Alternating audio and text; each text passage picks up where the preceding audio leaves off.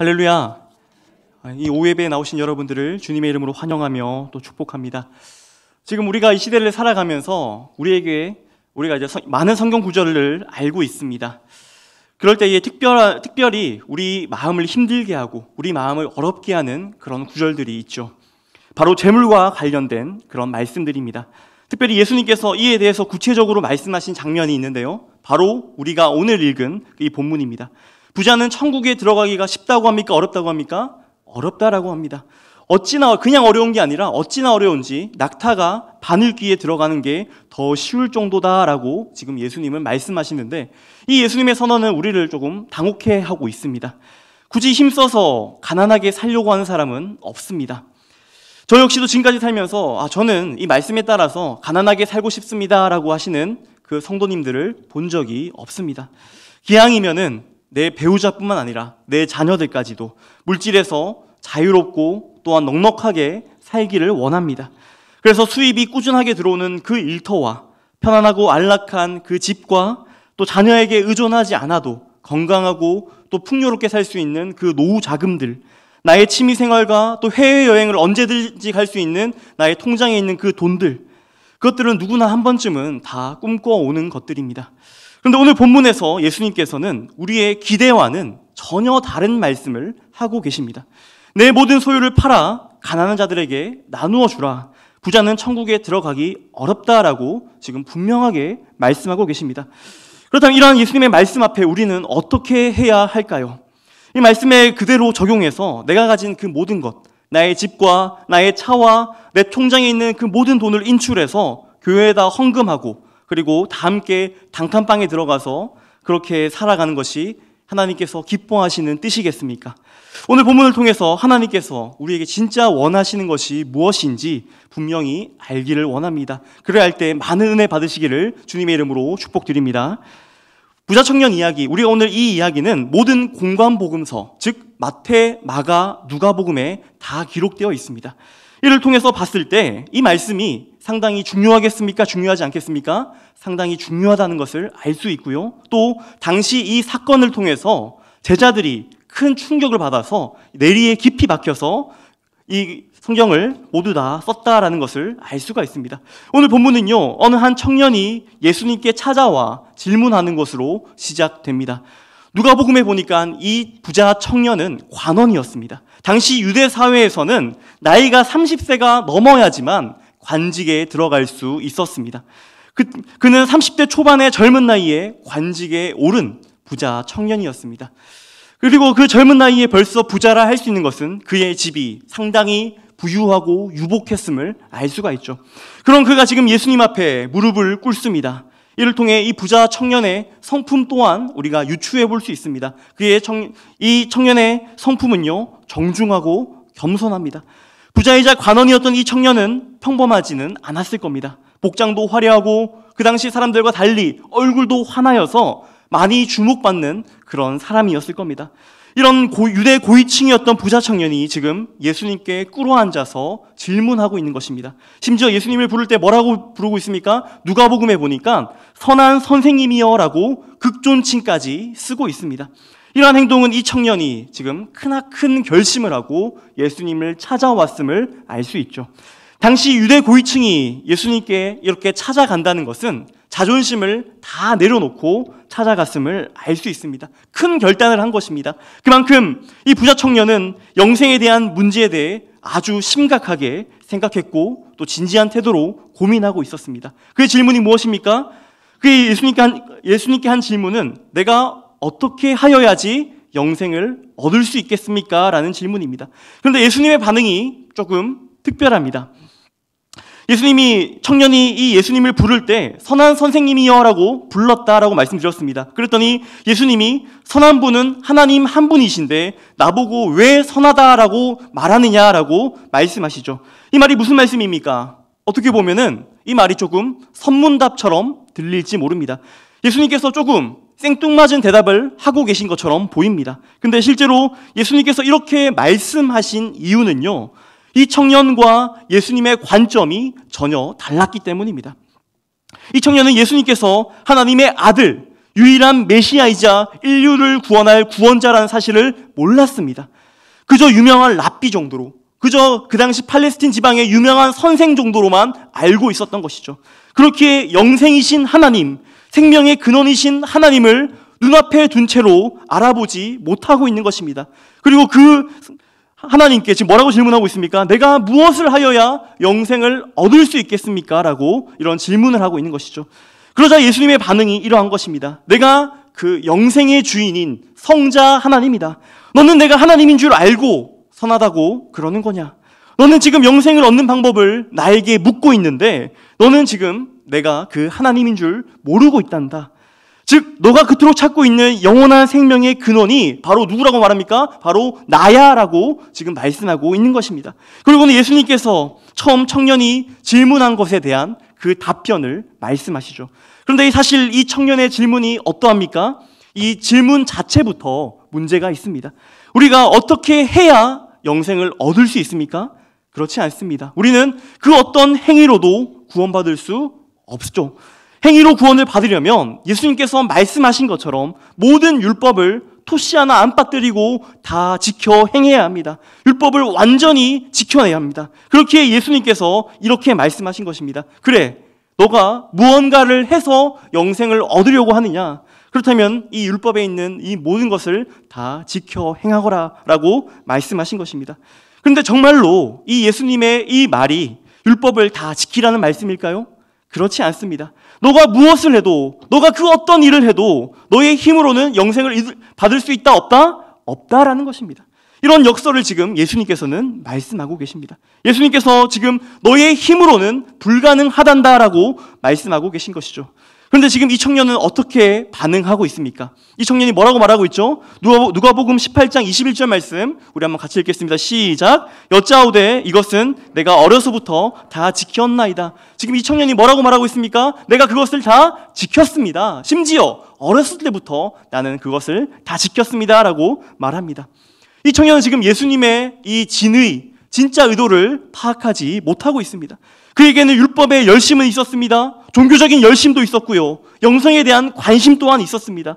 외적으로 부족할 것이 전혀 없는 그런 삶을 살았을지 모릅니다. 그래서 예수님께서 이런 자신을 칭찬해 주기를 바랬던 것일 줄 모르겠습니다. 그런데 예수님의 반응은 지금 이 청년의 상상과는 전혀 다릅니다. 21절 같이 읽겠습니다. 한번 시작. 예수께서 이르시되 내가 온전하고자 할진대 가서 내 소유를 팔아 그리고 와서 나를 따르라 하시니. 지금 예수님께서는 이 청년에게 두 가지를 말씀하고 계십니다. 첫 번째는 내게 있는 것을 다 팔아 가난한 사람에게 나누어 주라. 두 번째는요, 바로 그리고 나를 따르라.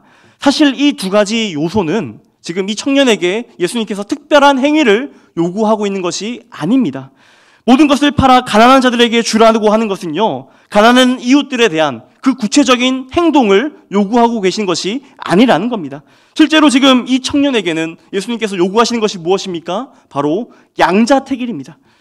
즉 만몬신이냐 바로 하나님이냐 둘 중 하나를 선택하라라는 것입니다. 마태복음 6장 24절 말씀 우리 한번 같이 읽겠습니다. 시작. 한 사람이 두 주인을 섬기지 못할 것이니 혹 이를 미워하고 저를 사랑하거나 혹 이를 중히 여기고 저를 경히 여김이라. 너희가 하나님과 재물을 겸하여 섬기지 못하느니라. 너는 지금 재물을 섬길래? 아니면 하나님을 섬길래? 라는 이 요구 앞에 지금 이 청년은 선뜻 결정하지 못하고 있습니다. 지금까지 이 청년은 살면서 무엇을 위해서 율법에 복종했습니까? 영생을 얻기 위해서 율법에 복종했습니다. 이 말이 무슨 말입니까? 자신의 영생을 위해서, 즉 자신의 유익을 위해서 하나님의 법을 지키고 따른 것입니다. 그런데 지금 예수님의 요구는 무엇입니까? 너의 유익을 위해서, 너의 영생을 위해서 하나님 섬기는 것이 아니라 너 자신 전부를 하나님께 드리라라고 말씀하고 계신 것입니다. 이러한 요구를 받은 청년의 결말, 그것은 어떠합니까? 22절 말씀 우리 한번 같이 읽겠습니다. 시작. 그 청년이 재물이 많으므로 이 부자 청년은 자기 생각에 율법을 모두 다 지켜온 것으로 생각했습니다. 그래서 충분히 자기 힘으로 구원받을 것이라 생각했던 것이죠. 당시의 부자야말로 하나님의 축복을 받은 진짜 대명사와 같은 사람이었습니다. 그는 그렇기 때문에 축복도 받았고 나는 율법도 지켰으니까 나는 당연히 구원도 받을 거야 라고 생각했던 것이죠. 그런데 예수님은 너는 과연 만몬신이냐 아니면 하나님이냐 라고, 너는 너 자신이냐 아니면 하나님이냐, 누구를 선택할래 라고 물어봤을 때 결국 이 청년은 하나님을 선택하지 않습니다. 자기 자신, 재물을 선택하고 있죠. 이 모습을 보신 예수님께서는 제자들에게 이렇게 말씀하십니다. 19장 23절과 24절 말씀 같이 읽겠습니다. 시작. 예수께서 제자들에게 이르시되 내가 진실로 너희에게 이르노니 부자는 천국에 들어가기 어려우니라. 다시 너희에게 말하노니 낙타가 바늘기로 들어가는 것이 부자가 하나님 나라에 들어가는 것보다 쉬우니라 하시니라. 지금 예수님께서는 부자가 하나님 나라에 들어가는 것이 너무나 어렵기 때문에 차라리 낙타가 바늘기로 들어가는 것이 더 쉽다라고 말씀합니다. 낙타가 바늘기로 들어가는 것이 얼마나 어려운 일입니까? 부자는 천국에 들어가는 것이 얼마나 어렵다는 말입니까? 예수님의 낙타와 바늘기 비유는 워낙 충격적이고 이해가 잘 가지 않습니다. 그래서 여러 가지 해석들이 있는데요. 다른 해석으로 본문에서 낙타라는 단어는 본래 카멜론이라는 단어라고 합니다. 그래서 카밀론이라고 하는데 즉 밧줄이라는 단어라고 합니다. 그런데 사본 필사 과정에서 원래 카밀론이라고 써야 하지만 카멜론, 즉 낙타라고 번역을 했다라는 그런 의견이 있습니다. 애초에 낙타가 아니라 밧줄이라는 것이죠. 그러나 이렇게 해석한다 할지라도 밧줄이 바늘기에 들어가는 것이 가능합니까? 불가능합니까? 불가능하죠. 그렇게 의미상으로는 큰 차이가 없습니다. 이 원문의 번역이 어떻든 간에 지금 제자들은 예수님의 말씀을 듣고 크게 놀라워하고 있습니다. 이 충격적인 말씀을 듣자마자 제자들이 그렇다면 누가 구원을 받겠습니까? 라고 물을 정도로 지금 이 제자들은 놀라고 있는 것입니다. 당시 사람들은 부자가 가난한 자보다 천국에 더 들어가기 쉽다라고 생각했습니다. 왜 그렇습니까? 왜냐하면 당시의 부자는 하나님의 축복을 받은 그 표시였기 때문입니다. 그리고 부자는 하나님의 축복을 받은 대표적인 인물이었습니다. 예수님의 제자들은 생각도 동일했습니다. 부자가 천국에 들어가기 어렵다고 하신 이 예수님의 말씀은 그들이 평소에 가지고 있는 그 생각과는 정반대였기 때문입니다. 이 말씀을 들은 제자들은 혼란스럽습니다. 지금 자기들끼리 수군거리고 있습니다. 그때 제자 중에 베드로가 예수님께 나와서 당돌하게 이야기합니다. 본문 27절 말씀입니다. 같이 읽겠습니다. 시작. 이에 베드로가 대답하여 이르되 보소서 우리가 모든 것을 버리고 주를 따랐사온데 그런즉 우리가 무엇을 얻으리이까? 부자 청년의 뒷모습을 본 베드로가 지금 예수님께 이렇게 이야기하고 있는 것입니다. 선생님, 우리는 모든 것을 다 버리고 지금 쫓아가고 있습니다. 우리는 저 부자 청년과는 다릅니다. 저희는 다 버리고 왔습니다. 그런데 저 부자 청년은 버리지 못했죠. 그러니 우리는 무언가를 얻을 수 있지 않겠습니까? 라고 지금 예수님께 묻고 있는 것입니다. 그럼 베드로에게 예수님은 이렇게 말씀하십니다. 28절과 29절 말씀 한번 같이 읽겠습니다. 시작. 예수께서 이르시되 내가 진실로 너희에게 이르노니 세상이 새롭게 되어 인자가 자기 영광의 보좌에 앉을 때에 나를 따르는 너희도 12보좌에 앉아 이스라엘 12지파를 심판하리라. 또 내 이름을 위하여 집이나 형제나 자매나 부모나 자식이나 전토를 벌인 자마다 여러 배를 받고 또 영생을 상속하리라. 이 예수님의 이야기가 조금 또 생뚱맞은 대답을 하십니다. 내용이 도무지 연결되지 않는 것처럼 보입니다. 베드로가 예수님, 우리는 전부를 걸고 예수님을 따르는데 우리가 무엇을 얻을 수 있겠습니까? 라고 질문하는 것이죠. 당신을 위하여 집이나 형제나 자매나 부모나 자식이나 전토를 벌이는 것에 대해서 지금 예수님은 말씀하고 계십니다. 베드로는 지금 무언가를 달라고 말하는데 예수님은 지금 무언가를 버리는 것에 대해서 말씀하고 계신 것입니다. 사실 이것이 바로 오늘 본문의 결론입니다. 뭘 달라고 하는데 예수님은 먼저 버림이 전제되어야 한다라고 말씀하고 계신 것입니다. 그러면 그 버린 것들의 여러 배를 받게 될 것이고 또한 영생을 상속하게 될 것이다 라고 말씀하고 계신 것입니다. 여기서 여러 배라고 번역된 헬라어 헤카톤카 플라시온이라는 단어는 여러 배가 아니라 사실 100배라는 뜻을 가지고 있습니다. 이 100배라는 단어는요, 다른 것과 비교할 수 없이 크고 많은 것을 의미합니다. 그러니까 지금 이 본문을 원어대로 번역하자면요, 예수님을 위하여 집이나 형제나 부모나 자매나 자식이나 전토를 벌이는 사람은 그것과도 비교할 수 없는 어떤 것을 얻을 것인데 그 어떤 것이 바로 영생이다라고 말씀하고 계신 것입니다. 여러분, 자식을 버린다, 전토를 벌인다, 집을 버린다. 이 말이 무슨 말입니까? 정말로 우리가 예수님을 믿기 위해서는 예수님 이외의 그 모든 것을 다 버리고 예수님을 쫓아가야 한다는 뜻입니까?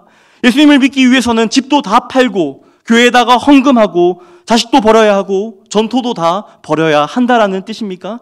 그런 이야기가 아닙니다.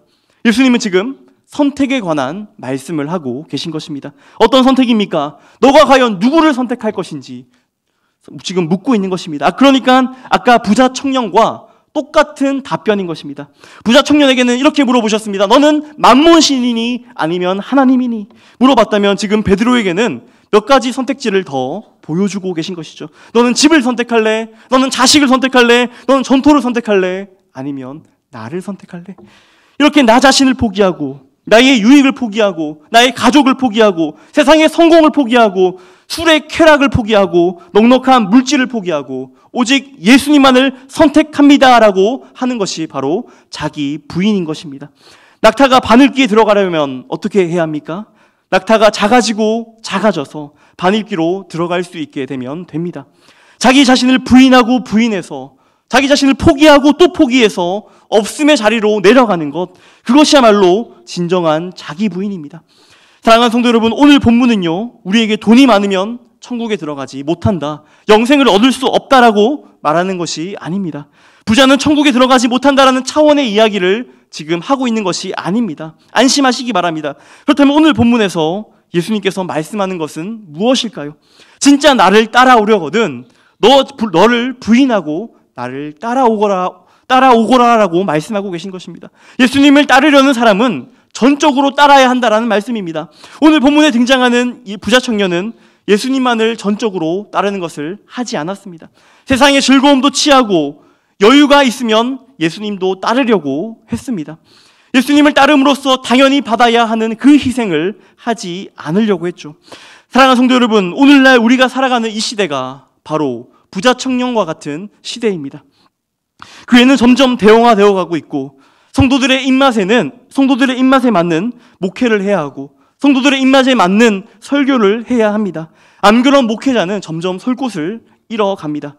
이 시대의 많은 성도들은요, 교회 다니면서 평생에 예수님을 믿는다 하면서 자기를 부인하는 것은 나와는 전혀 상관없는 일이다라고 생각을 합니다. 오로지 예수님을 믿음으로써 무언가를 얻는 것에만 더 열중하는 것이 지금 이 시대의 기독교의 일반적인 현실입니다. 하나님이 나에게 무엇을 주실까? 이것에만 집중한다라는 것이죠. 왜 그렇습니까? 우리는 어느샌가 자본주의와 소비주의에 젖어 있기 때문입니다. 그렇기 때문에 내가 무언가를 얻을 것이만, 내가 무언가를 누릴 것에만 집중하고 생각하고 있다는 겁니다. 그렇지만 신약 성경에서 예수님께서 원하시는 진짜 제자의 모습은요, 그렇지 않습니다.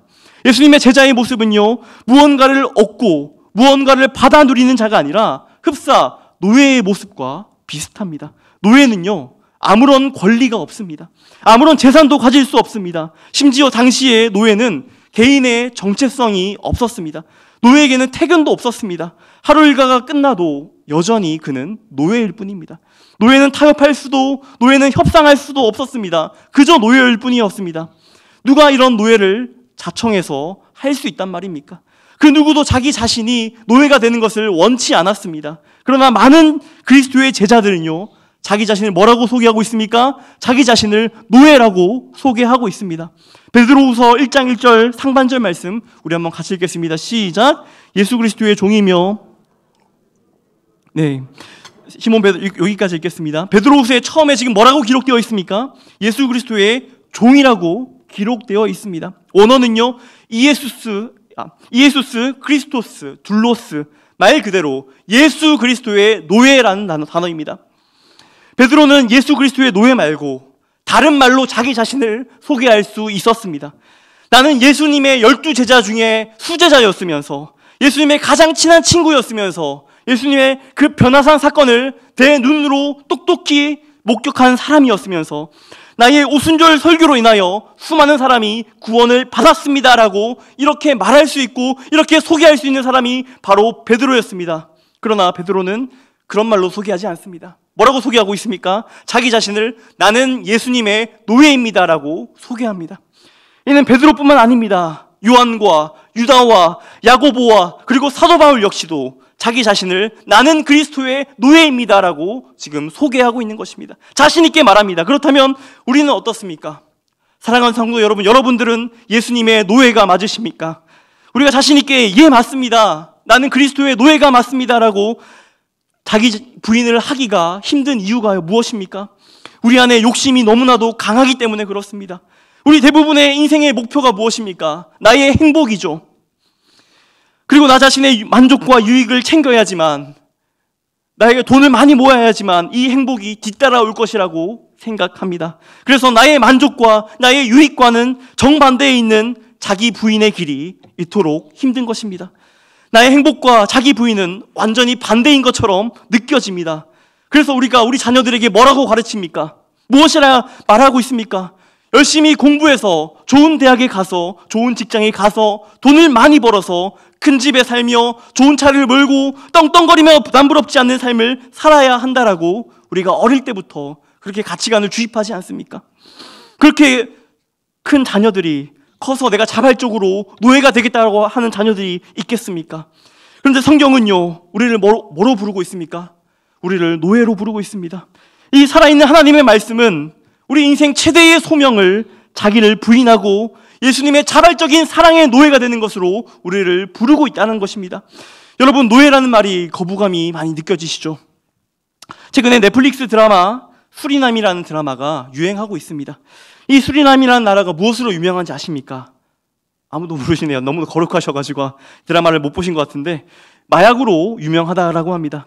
그런데 100년도 전에 이 수리남이라는 나라에 선교사님들이 목숨 걸고 들어갔다는 사실을 아무도 모르는 것 같습니다.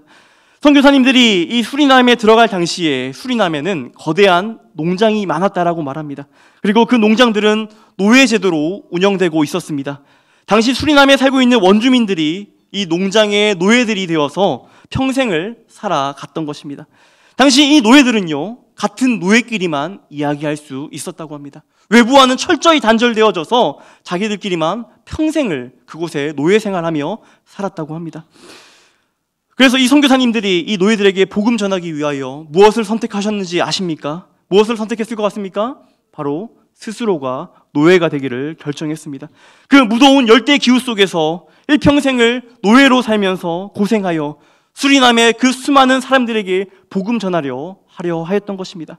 지금 우리의 시선으로 이 선교사님들을 볼 때 어떠합니까? 이 사람들의 행동이 정상적으로 보여집니까? 그렇지 않습니다. 미친 사람처럼 보여질 수 있습니다. 그런데 이것은 큰 문제가 되지 않습니다. 왜 그렇습니까? 이 선교사님들은 이미 이전부터 노예였기 때문입니다. 그리스도의 자발적인 사랑의 노예였던 것입니다. 예수님께서는 오늘날도 지금도 여기서도 이러한 자발적인 사랑의 노예들을 찾으십니다. 그런데 예수님께서 이러한 자들을 만드시는 방식은 세상과는 정반대이죠. 세상은 노예를 만들기 위해 어떻게 합니까? 힘을 이용하고 돈을 이용하고 다른 방법들을 이용해서 강제로 노예를 만듭니다. 그러나 예수님은 어떠합니까? 우리를 초대하고 계십니다. 우리 스스로 또 자발적으로 그 노예의 자리로 나오기를 원하고 계십니다. 스스로가 노예가 되는 것은요, 궁극적으로 자기 자신을 부인하는 일입니다. 노예는 모든 권리를 그 주인에게 양도한 사람입니다. 넘긴 사람입니다. 전 재산을 주인에게 양도한 사람입니다. 노예는 주인과 타협하지 않습니다. 주인님, 내가 노예가 되긴 될 건데 내 집은 드릴 수 없어요. 내 차는 드릴 수 없어요. 내 자식은 드릴 수 없어요. 이것은 노예가 아니죠. 진짜 참 노예는 그저 제 모든 재산과 생명, 내 존재 자체를 주님 당신께 드립니다. 이것이 바로 노예인 것입니다. 그리고 이것이 오늘 예수님께서 부자 청년에게 듣고 싶었던 말입니다. 이것이 바로 부자 청년 이야기의 핵심입니다. 이 본문이 말하고자 하는 것은 너의 재산을 실질적으로 다 팔아서 가난한 사람에게 나누어 주라는 것이 아닙니다. 너 자신을 부인하고 너 자신을 포기하고 오직 그리스도만을 따르라라는 것입니다. 그리할 때 자발적인 사랑의 노예가 되었을 때에 우리가 그분의 사랑에 완전히 항복하고 나의 존재 자체를 나의 주인께 드릴 때에 이 세상에서 가장 기이하고 가장 놀라운 변화가 일어납니다. 그것이 무엇입니까? 마침내 진정한 자유를 누릴 수가 있게 됩니다. 그토록 움켜쥐려고 했던 나의 행복, 그토록 움켜쥐려 했던 나의 만족들, 평안함과 안락함들, 나의 걱정과 근심과 염려를 뛰어넘는 참된 자유를 그제서야 맛볼 수가 있게 됩니다. 우리는 자기를 부인하려 하면 손해라고 생각합니다. 하지만 오히려 반대이죠. 이 부자 청년에게 예수님이 나를 따르라 말씀하셨을 때 이 부자 청년의 반응이 어떠합니까? 22절에 보니 재물이 많음으로 근심하여 떠나갔다라고 말씀하죠.